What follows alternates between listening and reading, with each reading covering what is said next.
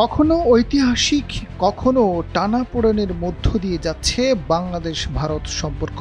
হাসিনার সময় যেটি ছিল একতরফা, 5 আগস্ট পট পরিবর্তনের পর সেই সম্পর্ক দাঁড়ালো প্রতিহিংসার এবং শত্রুতায়। সঙ্গে যুক্ত হলো মিডিয়া যুদ্ধ, কাল্পনিক ও আজগুবি অপপ্রচার। গেল 15 মাস দুই দেশের মধ্যে কূটনীতির সম্পর্ক ছিল অনেকটা অনুপস্থিত, কিন্তু হঠাৎ সবকিছু যেন বদলাতে শুরু করলো।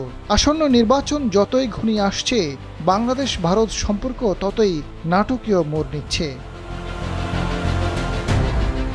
হাসিনা ভক্তি ভারতকে এতটাই গভীরে নিয়ে গেছে, ছাত্র জনতার অভ্যুত্থান যেন দেশটি মেনেই নিতে পারছিল না। পালিয়ে যাওয়া হাসিনাকে তার আশ্রয় দিল, সেখানে বসেই বিস্ফোরক মন্তব্য ছাড়ছেন তিনি।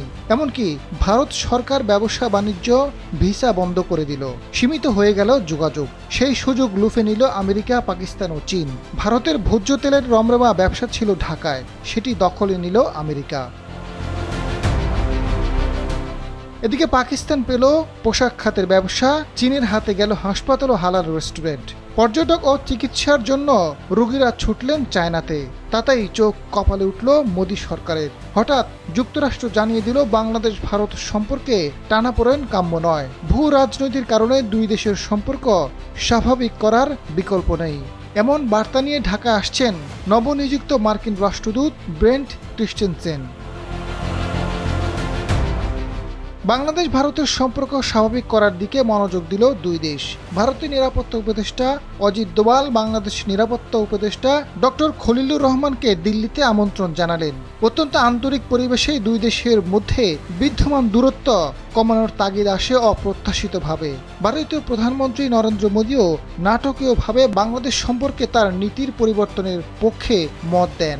অসুস্থ খালেদা জিয়ার সুস্থতা কামনায় টুইট বার্তা দিলেন।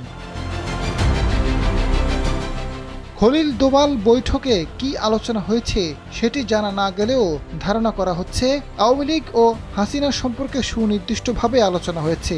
সম্প্রতি ভারতীয় পররাষ্ট্রমন্ত্রী এস জয়শঙ্করের বক্তব্য তারই ইঙ্গিত পাওয়া যায়। এর মধ্যে বাংলাদেশ বিরোধী প্রচারণা কমেছে ভারতীয় মিডিয়াগুলোতে। বিশ্লেষকরা বলছেন, ভুল নীতির কারণে একইভাবে দক্ষিণ এশিয়ার অন্য দেশগুলো ভারত থেকে নিরাপদ দূরে চলে যাচ্ছে, যার সুযোগ দিচ্ছে দূরের এবং কাছের শক্তিগুলো।